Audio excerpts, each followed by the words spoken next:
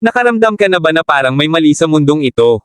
Na sa kaibuturan, gaano man karami ang iyong itayo, magtagumpay, makamit, o maipon, mayroon pa ring kulang. Iyan ay dahil ang mundong ito ay hindi ang iyong tunay na tahanan. At gaano man sabihin sa iyo ng lipunan na manirahan ka at magpaka-comfortable, ang katotohanan ay hindi kakailanman nilayong manatili dito ng permanente. Lahat ng nakapaligid sa atin ay pansamantala, lumilipas, kumukupas, tayo ay nabubuhay sa isang mundong nahuhumaling sa kasalukuyan. Gawin mo ang nagpapasaya sa iyo ngayon. Habulin mo ang iyong mga pangarap ngayon. Ipamuhay mo ang iyong katotohanan ngayon. Ngunit bibihira ang mga taong humihinto at nagtatanong ng mas malalim na tanong, ano ang mangyayari pagkatapos ng lahat ng ito? Ano ang mangyayari pagkatapos ng karera, pagkatapos ng pamilya, pagkatapos ng plano sa pagre-retiro, pagkatapos ng huling hininga? Ang tanong na iyan ay bihirang itanong dahil pinipilit tayo nitong harapin ang isang katotohanang madalas nating supilan. Ang buhay na ito ay magwawakas balang araw, at maaaring magwakas ito kapag hindi natin inaasahan. Napakaraming oras ang ginugugol natin sa paghahanda para sa mga bagay na maaaring mangyari.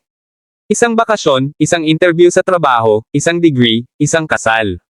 Ngunit gaano karaming oras ang ginugugol natin sa paghahanda para sa isang bagay na tiyak na mangyayari?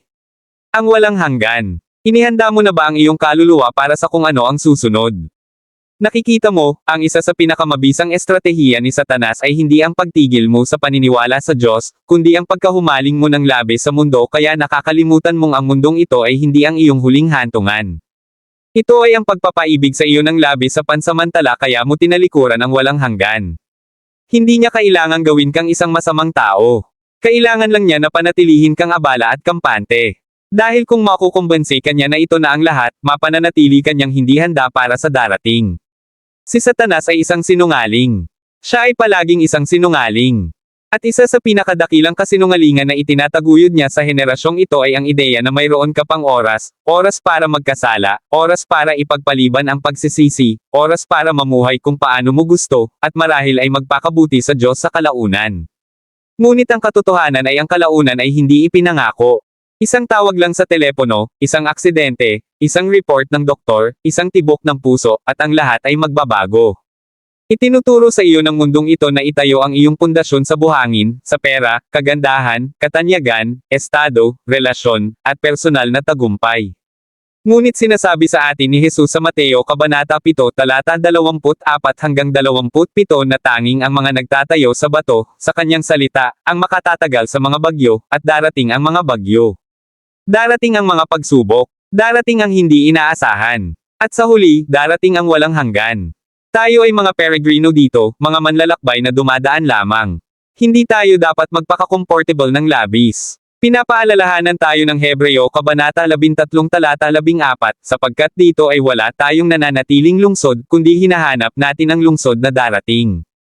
Iyon ang ating tunay na tahanan, ang langit. At ang tanging paraan upang makarating doon ay sa pamamagitan ni Heso Kristo. Ngunit dapat kang maging handa, hindi bukas, hindi sa susunod na taon, hindi kapag ikaw ay mas matanda o mas matatag na. Dapat kang maging handa ngayon, tingnan mo kung gaano kabilis magbago ang buhay.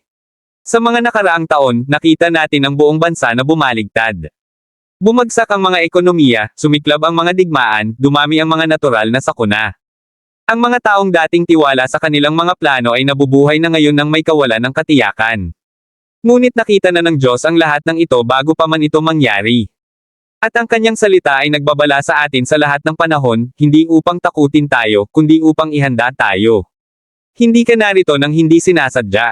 Dinala ka ng Diyos sa sandaling ito upang marinig ang mensaheng ito dahil mahal ka niya, dahil binibigyan ka niya ng panahon ngayon upang suriin ang iyong buhay at tanungin, handa na ba ako para sa kung ano ang mangyayari? Ang ginagawa mo ngayon ay umaalingaw-ngaw sa walang hanggan. Ang bahay na iyong itinatayo, ang mga planong iyong ginagawa, ang buhay na iyong ipinamumuhay, lahat ito ay mahalaga. Ngunit ang pinakamahalaga ay kung isinuko mo na ang iyong buhay kay Heso Kristo. Tunay mo na bang tinalikuran ang mga kasinungalingan ng mundo at tinanggap ang katotohanan ng salita ng Diyos? Dahil may isang katotohanan na nakahihigit sa lahat. Ang mundong ito ay hindi ang iyong tahanan. Huwag kang mabuhay na parang ito ang iyong tahanan. Huwag mong ilaan ang iyong kaluluwa sa kung ano ang kukupa. Huwag kang matulog sa isang lugar na lumilipis. Si Jesus ay muling darating, at dapat tayong matagpo ang handa, nagbabantay, naghihintay, at nabubuhay bilang mga mamamayan ng langit, hindi mga bihag ng lupa.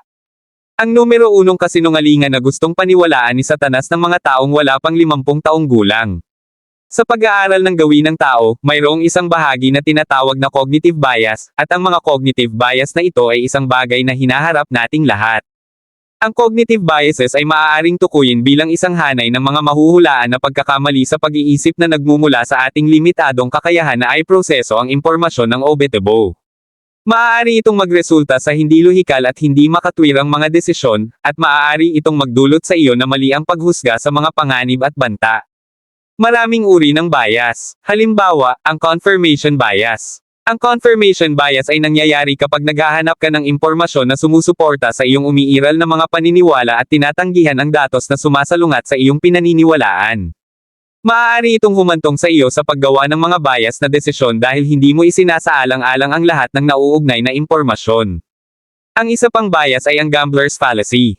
Sa gambler's fallacy, inaasahan mong ang mga nakaraang pangyayari ay makakaapekto sa hinaharap.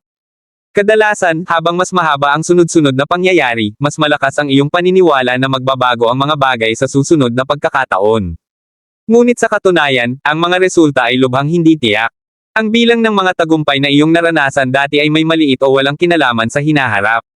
Ngayon, mayroong isang bias na nakita ko na pinagtatagalan ng lahat ng tao hanggang sa mangyari sa kanila ang isang pagkabigla sa buhay, at iyon ang continuity bias. At ang bias na ito ay batay sa ideya na ang mga bagay ay palaging mananatiling pareho. Ang mga bagay ay mananatiling pareho tulad ng kasalukuyan. Palagi akong magiging malusog. Palagi akong magkakaroon ng kita. Palagi akong mabubuhay. 30 taon na akong nabubuhay, kaya mabubuhay pa ako ng 30 taon. Iyan ang continuity bias. Ang mga bagay ay magpapatuloy na maging pareho. Ngayon, may 3 kasinungalingan, 3 magkakaibang kasinungalingan na gustong paniwalaan mo ng dyablo na batay sa continuity bias. Kasinungalingan numero 1, hindi ko kailangan ang Diyos o walang Diyos. Kasinungalingan numero 2, kinikilala ko na may Diyos, ngunit mayroon pa akong oras bago ko siya kailanganin. At kasinungalingan numero 3, kontrolado ko ang aking buhay. Kasinungalingan numero 1, hindi ko kailangan ang Diyos o walang Diyos. Ang kasinungalingang ito ay nakaugat sa ideya na nakarating na ako sa puntong ito ng aking buhay na tila walang masamang nangyari. Nabuhay ako kung paano ko gustong mabuhay. Gumawa ako ng mga desisyon na nakapagpasaya sa akin, at tila walang masamang nangyari. Mayroon bang Diyos? Sa tanong na iyan, mayroon akong isang tanong para sa iyo. Paano ka nakarating dito? Lahat ng tungkol sa iyo at sa unibersong ito ay sumisigaw na mayroong isang tagapagdisenyo. Lahat ng tungkol sa katawan ng tao at sa malawak na universo ay sumisigaw sa katotohanang mayroong isang matalinong tagapagdisenyo. Alam mong mayroong Diyos. Alam mo, tingnan mo ang mundo. Tingnan mo ang laki ng mundo. Tingnan mo ang laki ng universo. Isipin mo ang iyong sarili. Paano ka makaramdam? Paano ka makakaunawa at makapag-iisip? Hindi ka isang aksidente. Mayroong isang tunay na Diyos, isang tunay na Diyos na makikilala mo balang araw, isang tunay na Diyos na hahatol sa iyo. Kasinungalingan numero 2. Kinikilala ko na mayroong Diyos, ngunit mayroon pa akong oras bago ko siya makilala. Naririnig ko ang mga taong nagsasabi na mag-e-enjoy ako sa aking 20s at 30s, at pagdating ko ng 60 o 70, magseseryoso na ako sa Diyos. Sigurado ka ba dyan? Ang bukas ay hindi ipinangako. Ito ang kasinungalingan na gustong paniwalaan ng dyablo ng mga tao na mayroon pa akong oras.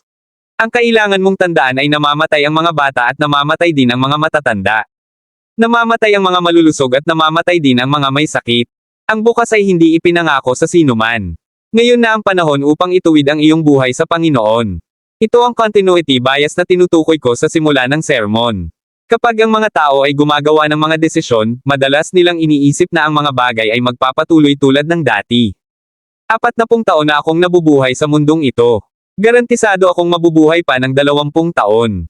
Ibig kong sabihin, pagkatapos ng lahat, ang average na inaasahang haba ng buhay sa Estados Unidos ay 77. Iyan ay isang cognitive bias. Ang mga bagay ay maaaring biglang magbago ng walang anumang babala at ang pinakamasamang bagay tungkol sa continuity bias ay naglalagay ito sa mga normal na tao tulad mo at ako, mga normal na tao, sa isang kakaibang pakiramdam ng seguridad. Isang kakaibang pakiramdam ng seguridad na nabuhay na ako ng ganito katagal at hindi ko pa nakikilala ang Panginoon. Medyo bata at malakas pa ako. Mayroon pa akong oras. Tayong lahat ay isang hakbang na lamang mula sa walang hanggan at kung tunay nating nauunawaan ito bilang mga tao, mamumuhay tayo ng iba. Tayong mga tao ay marupok. Marupok na mga tao. Napakarupok. Santiago Kabanata 4 Talata 14. Gayong hindi ninyo nalalaman ang mangyayari bukas. Sapagkat ano ang inyong buhay? Ito ay isang singaw na lumilitaw ng kaunting panahon at pagkatapos ay naglalaho.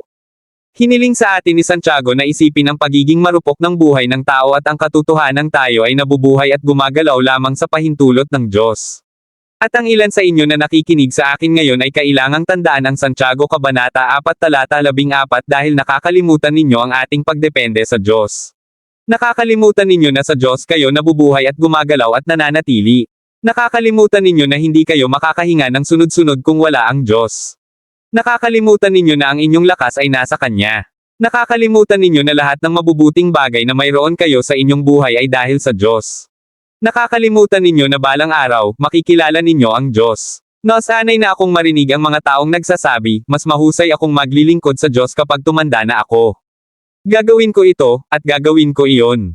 Ito ang panlilinlang na palaging itinatanim ng dyablo sa puso ng mga tao upang ilayo sila sa mga bagay ng Diyos. Ang buhay na ito ay hindi inaasahan.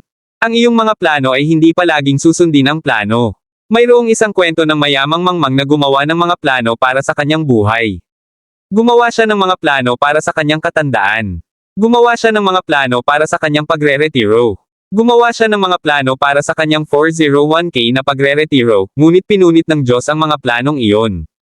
Pakinggan ninyo ako. Ang Diyos ay hindi gumagana ayon sa ating plano at ating schedule.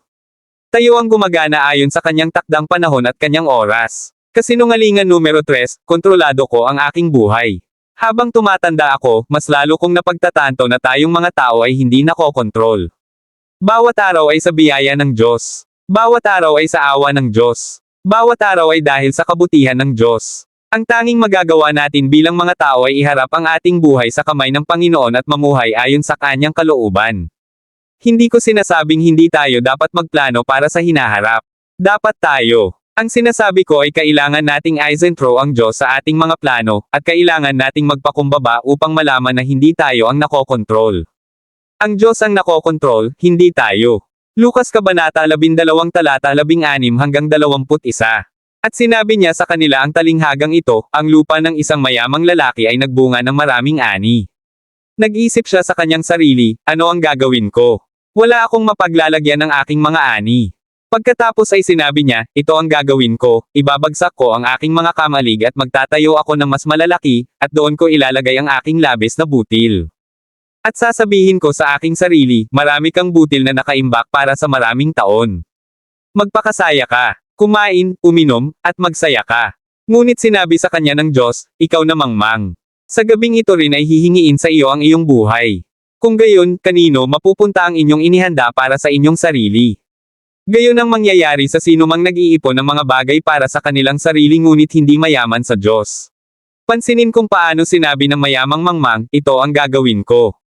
Ibaba ko ang aking mga kamalig at magtatayo ako ng mas malalaki. Doon, iimbak ko ang aking labis na butil. Ang mayamang mangmang ay may maraming mapagkukunan. Ang lalaki sa talinghaga ay may tiwala sa kanyang mga plano sa buhay. Mayroon siyang 401k. Mayroon siyang health insurance. Mayroon siyang mga stock na nagbabayad ng dibidendo. Ang lahat ng kanyang pamumuhunan ay maayos. Ang kanyang buhay ay ganap na pinamamahalaan, at handa na siyang mamuhay ng sagana. Ngunit sinabi sa kanya ng Diyos, ikaw na mangmang. Sa gabing ito rin ay hihingiin sa iyo ang iyong buhay. Sa isang gabi, lahat ng tagumpay at plano ng lalaki ay nasira. Gumawa siya ng mga plano sa negosyo at mga plano sa buhay ngunit hindi niya makontrol ang araw ng kanyang kamatayan. At lahat ng kanyang tagumpay at plano ay biglang naging wala. Ito ang kasinungalingan numero 3 na gusto kong malaman ninyo. Sa huli, ang Diyos ang nakokontrol. Walang masama sa pagpaplano. Ngunit kapag nagpaplano ka at hindi mo isinasama ang Diyos sa puso ng iyong mga plano, ikaw ay nagiging mangmang. Ang lalaki ay naging mangmang hindi dahil siya ay mayaman, kundi dahil siya ay nabuhay ng walang anumang kamalayan at paghahanda para sa walang hanggan. Ang lalaki ay naging mangmang hindi dahil siya ay mayaman, kundi dahil siya ay nabuhay ng walang anumang kamalayan na makikilala niya ang Diyos balang araw. Ito ang paraan ng pamumuhay ng maraming tao na parang mayroon silang buong panahon sa mundo.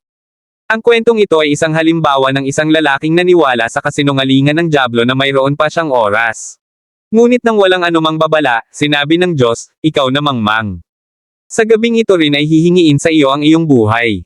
Walang babala, walang paunang abiso. Kaya mayroon akong isang tanong. Ikaw ba ay nagiging mangmang? Kasinungalingan numero 3 ay magbabago ako kapag ako ay mas matanda na. Ang buhay ay hindi gumagana ayon sa iyong plano, at habang tumatanda ka at mas lalo mong itinutulak ang Diyos sa tabi, mas lalo mong inilalagay ang Diyos sa likuran upang masiyahan ka sa kasalanan upang matamasa mo ang mga kasiyahan ng kasalanan. Inilalagay mo ba ang Diyos sa likuran upang habulin ang pera? Inilalarawan ka ng Diyos bilang isang mangmang.